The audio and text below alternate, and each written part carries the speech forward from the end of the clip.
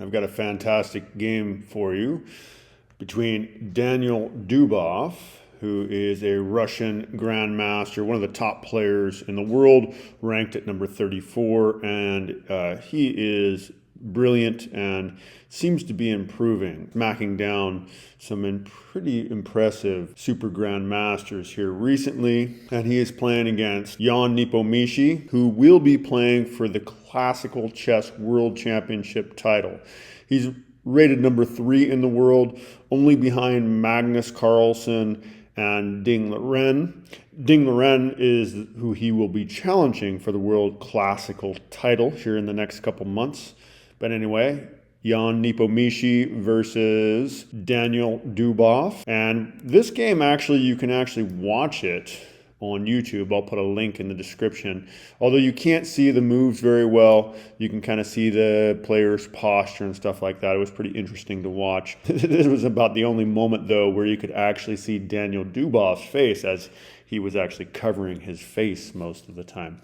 But let's go ahead and get right into the actual chess game now. Jan Nepomniachtchi begins with pawn to e4. We have c5 by Dubov, that's a Sicilian defense, and knight to f3 by Jan.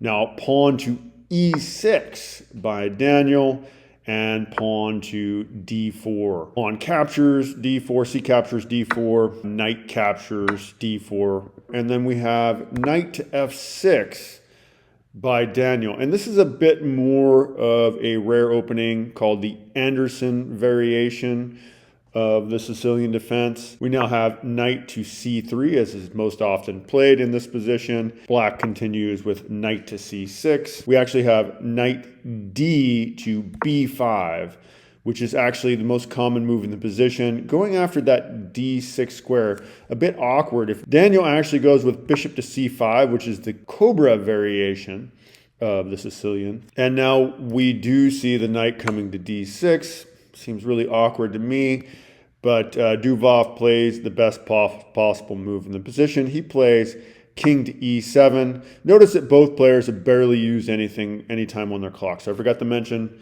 yeah, this is a Blitz match, so you can see their times there. They started with 3 minutes. They've used very little time. This is all rote memorization. They know this stuff. We now have bishop to f4 by Jan Nepomniachtchi, absolute best move in the position here. And pawn to e5 by Daniil. This, again, of course, the best move in the position. These guys have it memorized. They've used no time on their clock so far.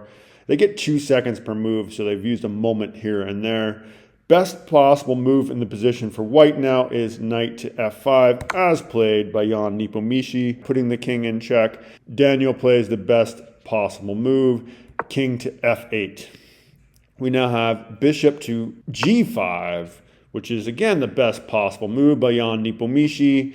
And now Daniil plays this next move, and Jan Nepomniachtchi seems to be confused for a bit. We have this move, bishop to b4, which has been played before. So this is the second most common move played by masters in this position. This move only played in 6 master games. White only won 1 of those 6 games, and those are games other than this one. This game was not in the database yet. So Jan burned quite a bit of clock time. He's at 3:09 here, and when he plays bishop to c4, he is now down to 2 minutes and 38 seconds, so he used the better part of 30 seconds to think about that move. And now Daniil very quickly plays pawn to d5. And this is the move that was played in all 3 games that went down this line. So d5 was played. And then in 2 of the games, bishop captures knight was played, as is played in this game. And in the other game, we had e captures on d5. That game was actually a draw. But yeah, bishop captures, f6 is played here. Queen now captures f6. And now we have bishop captures on d5. So there were 2 other games that came to this position, and both of them played bishop captures. We then had bishop captures on f5 here by black. And in both of the other games, we did have pawn captures on f5. But in the other two games, instead, we had queen captures pawn, and in this game we have rook to d8 by Daniil, which is the best move in the position, but it is as of this move on rook to d8, which is the 14th move of the game, that we finally do have a brand new master chess game played by two super grandmasters. And now we have pawn to a3 by Jan, and bishop back to a5 by Daniil. We now have pawn to b4 by Jan, and Daniil actually moves his bishop back to b6 here. It's interesting to look at the variation instead where knight captures on b4. This actually is better as far as material is concerned. Let's take a quick look at that variation. So instead, Daniil could have played knight captures on b4. Of course, the pawn would capture back. Bishop captures pawn, of course. And you can't save the knight, which is interesting.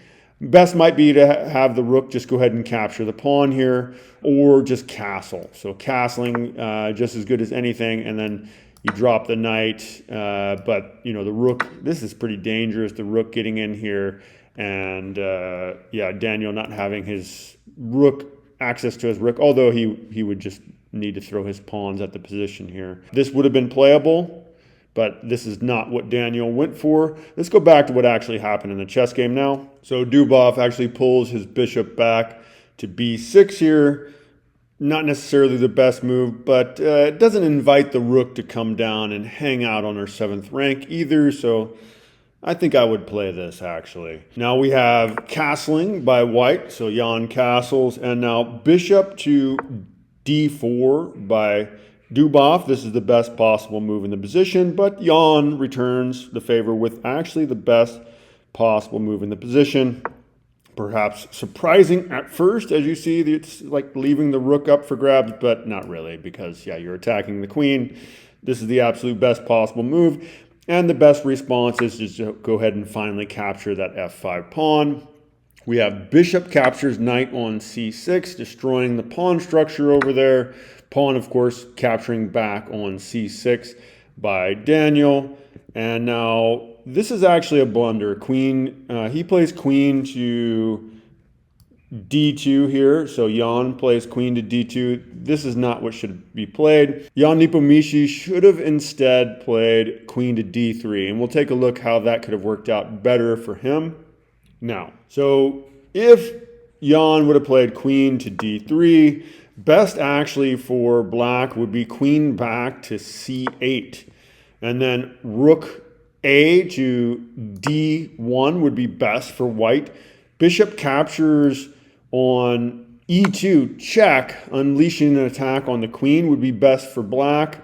Rook, of course, captures on f2, rook captures on d3, taking the queen, and rook captures now on d3. In this variation, white has better chances, as black really only has the queen sort of involved. Black technically has a material advantage, is up 2 points, but the activity of the pieces are pretty lousy, and if well played by this super grandmaster, this position would be winnable as opposed to what actually happened on the chessboard. But let's go ahead and go back to the game as it was played. So the world champion candidate plays queen to d2 here, and that was not the best way to play, but we saw the other variation. We'll go ahead and continue. We now have queen captures knight on e4, of course. Best possible move in the position, and you know, Jan is completely losing in this position, and he's only got 5 seconds on his clock, so this is pretty brutal to play. So Dubov, his opening preparation was absolutely superior. He barely used any time on his clock, and he's completely flustered a candidate for the world championship, Jan Nepomniachtchi. We now have the best possible move that can be played here. We have rook A to E1. You can't move the F rook. There's too much going on for that rook. So this is the best you can do. And now queen back to F5 by Dubov. Now pawn to a4. That's as good as you can really do, playing for white. And now pawn to h5 by Dubov. Pawn now to c3. Again, just really as good as you can do here. And bishop back to b6 by Dubov. Queen now to e2 by Jan. Absolute best move he could make in this position. And now pawn to h4. Best move once again that can be made. You know, so Jan, again, he is just on the edge of running out of time here, so he's got to move super quickly, while Daniil Dubov has all the time in the world in comparison, although this is blitz chess. We now have pawn to a5, as you might have anticipated, and Daniil goes ahead and moves his bishop to c7. Queen now to a6. Again, really one of the best moves that can be made in the position, although he only used less than a second really to come up with this. And now we have pawn to h3. And yeah, this is just a problem. There's really no great moves to be played here. This is a completely lost position. So Jan Nepomniachtchi spent too much time thinking about this move. He fumbled his queen on the way over to capture on c6. Time ran out actually before then. He bobbled his piece. As you can see, again, I'll put this in the description, the link to watch the game. Again, you won't really be able to see the pieces moving very well.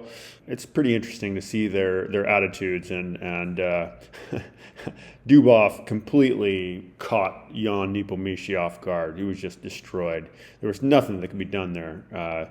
You can see by the evaluation bar it's saying that Dubov is up by nearly 10 points. There's really no way to continue here. Queen takes c6 was actually the best move here. But then, of course, you're going to have pawn captures on g2. Queen captures on g2 would be best. But then just rook to h6. This is very scary, so they've got to play rook to e3. But then just pawn to e4, threatening this check. So best is actually just to go ahead and move the rook in front. And of course, you could go ahead and take the rook. You're already up material. You can go ahead and increase your lead just by trading material. But best is actually play rook to d2. And obviously, this is not like an absolute one position. There's no like checkmate in 12 or anything like that. But everything is absolutely going Black's way, and there's no way that White can defend this position. And, well, besides, he ran out of time anyway. This is blitz chess. He was out of clock time. So that's the end of that game. Yeah, thank you for joining me for that. What do you think of Daniil Dubov? Pretty awesome chess player. Both these gentlemen, actually, of Russia. And as I said, Jan Nepomniachtchi, who lost this game, will be playing for the Classical Chess Championship title for the world, as Magnus Carlsen has declined to defend his title. Yeah, so thank you for joining me for that. I hope you enjoyed it. Please like and subscribe, please. And yeah, if you're interested in chess classes, I do teach group and individual classes online. So let me know if you're interested. Take care, everybody. Bye-bye.